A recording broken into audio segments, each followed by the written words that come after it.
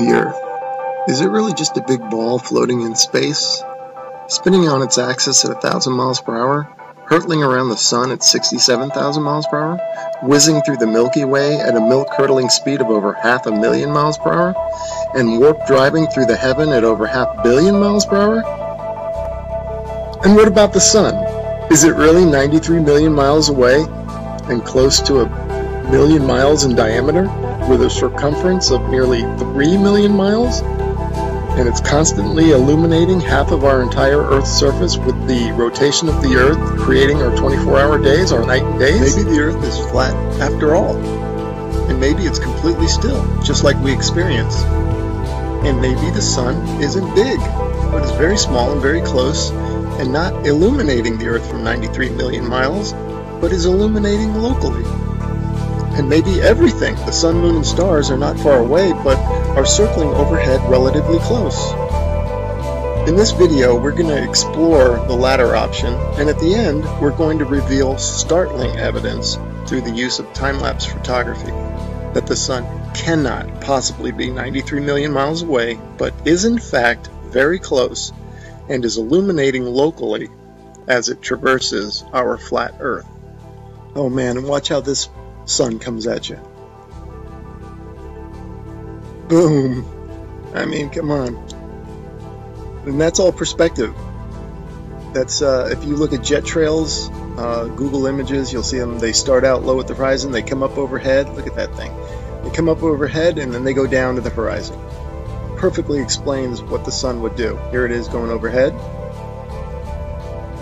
I love time lapse. Look at this. You can't go out and look at the sun. You can't see this stuff, except that it's on, time lapse like this. It's incredible. Now watch this thing. It's sweeping. The sun over flat Earth is doing a big circle, right?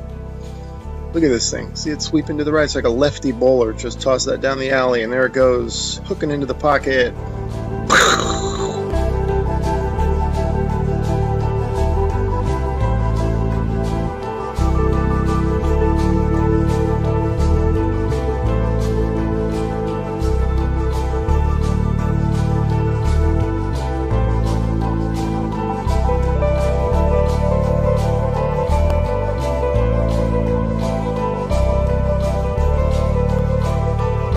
See how the clouds angle down to the horizon. Show it there.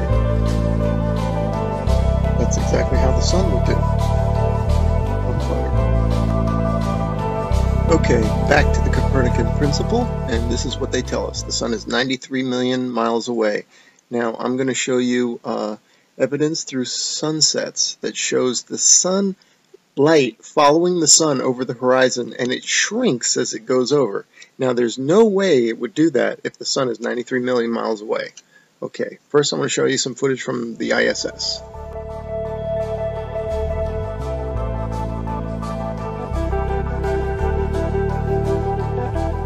Okay, now watch this animation. Watch this sunset.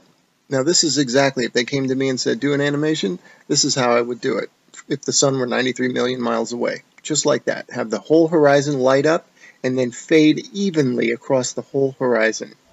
But that's not what we see.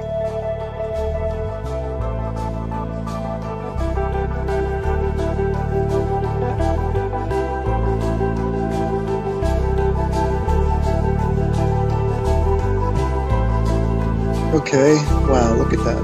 Look how the light lifts off the ground like a big wedge, or like lifting up a sheet of paper. That's incredible footage. Definitely the light's following the sun, right? Okay, next I'm going to show you how a sun that is circling over the Earth, that creates the horizontal aspect of the sun. If you combine that with perspective, which creates the up and down of the sun, the rising and the setting, you get the 23.5 degree tilt that they talk about. It's nothing but perspective and the circling sun.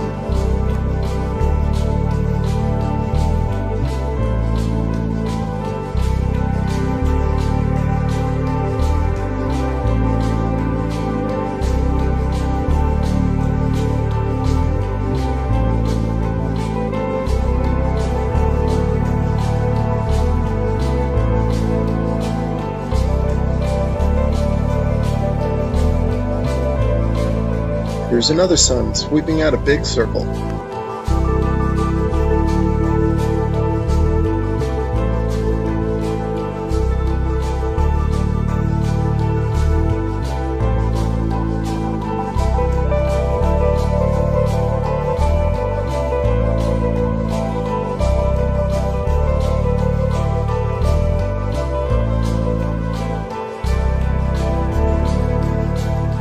here's a phenomenon that you might be wondering, how in the heck do you explain this on a flat Earth? Well, this footage is taken from Alaska during the summer, and the sun does look like it's going up and down. And what the problem is, the reason it's doing that is that this town in Alaska is not in the center of the sun's circular circuit. In other words, the sun is making a big circle, and the town is not in the center of that circle. So the sun will appear to be closer and further from the viewer with the camera. So that will cause it to go higher and lower, and also maybe even bigger and smaller.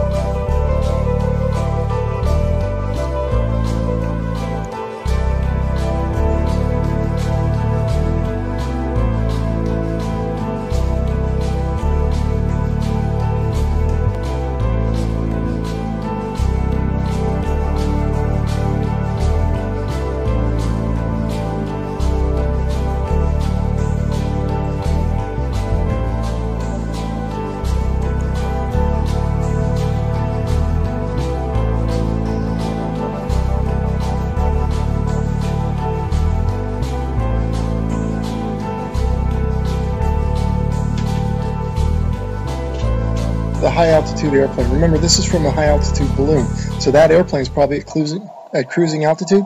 Notice how it looks like it's going up from the horizon. That's exactly how the sun will rise, because that plane is staying parallel to the ground. And now watch, it'll go down to the other horizon. All right, again, perspective, that's how the sun will set. And forget the big ball, that's just due to a GoPro camera. But see how the sun, that's the point of this. And then also, look at the size of the sun, man. Look at that thing. I mean, there's something to it to say that we're higher up our view, and the sun looks bigger, and it looks like it's not as high in the sky as it does when we're on the ground. Something to that.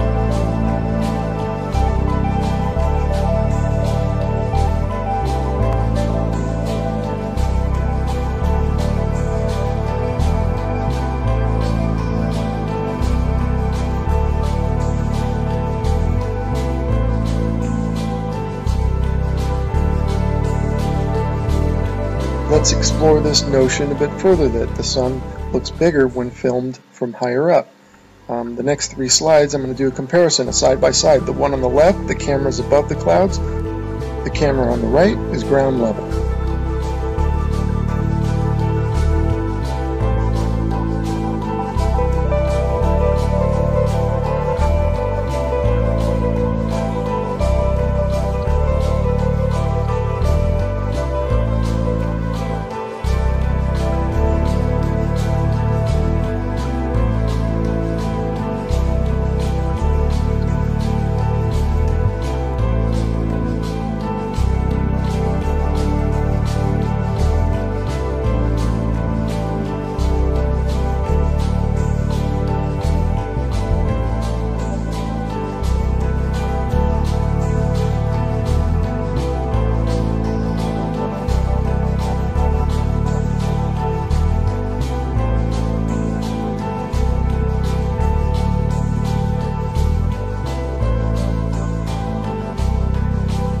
Okay, here's a little illustrator or a little cartoon from a website called timeanddate.com.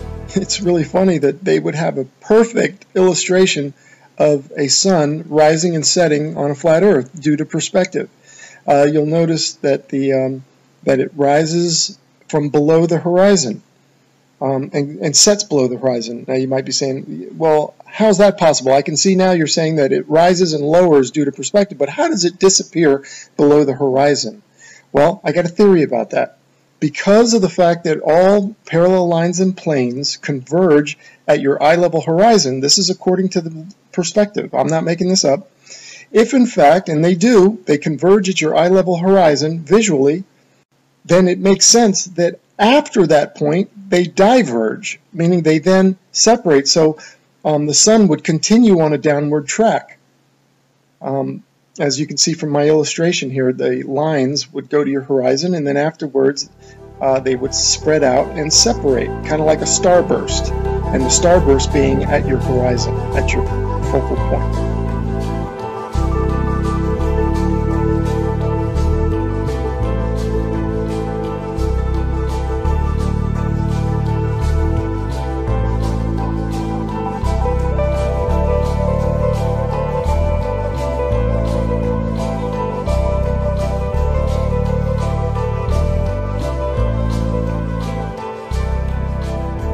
Anyway, without further ado, we're going to start talking about, and I'm going to start showing you the time lapse of the sunsets that I'm talking about, that clearly show the sun is close and illuminating locally.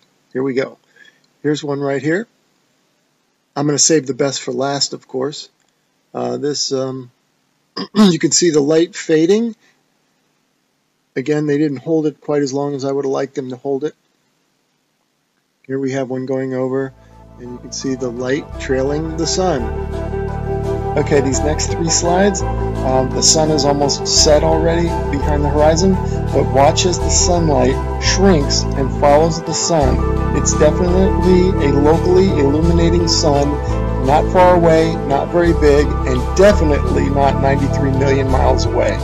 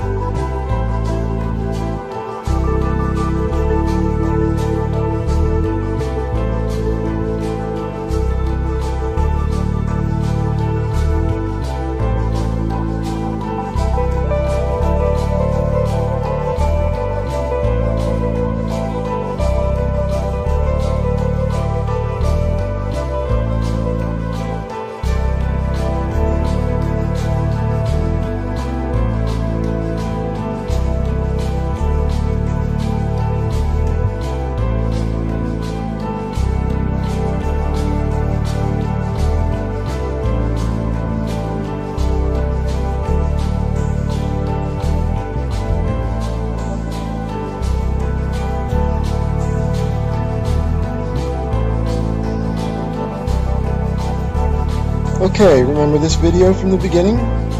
At the video I showed you this one and how it's circling over the earth, and watch it sweep to the right like a bowler bowling it in there for a strike. Okay, now I want you to pay attention to the way the light follows the sun. The sunlight's going to shrink, right, as it follows the locally illuminating sun. Now watch this. See it shrinking, following the sun? You do not get that if the sun is 93 million miles away. The entire horizon should light up. This is proof right there that the sun is close, illuminating locally, and traversing over a flat earth, period.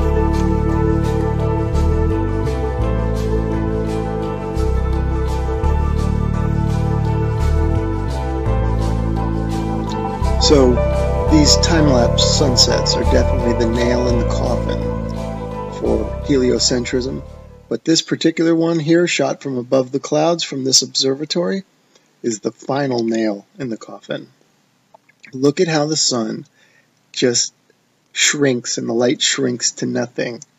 That cannot happen, as I showed you in the when the sun illuminates the entire Earth, which it does from 93 million miles away. It has to. You don't get this isolated look at the sunlight trailing the sun.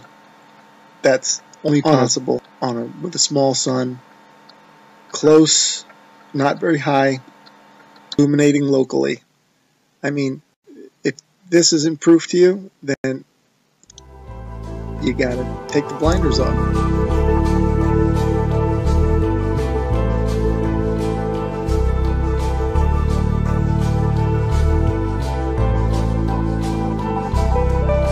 Okay, and finally I want to show you some examples of local illumination, or a city in the background. This is from Grand Canyon National Park. That you can see Las Vegas is one of them. You can see the stars going down, so you know that's not the sun. That's the glow of Las Vegas, it says. You can see that's local illumination. I'm just making an example showing you here's Tuba City and a little bit of Flagstaff. Now, in this one here, you see two lights. Obviously, we don't have two suns, but these are two cities lit up, and it's just to show it looks just like the sun going over the horizon. That's the point of me showing that. That's local illumination at work. The sun is not 93 million miles away, because if it was, the entire horizon would light up, or actually would fade evenly, and the entire horizon would fade at the same time. Not what we see here, which is the small sun cruising over the earth and the light is following it. Case closed.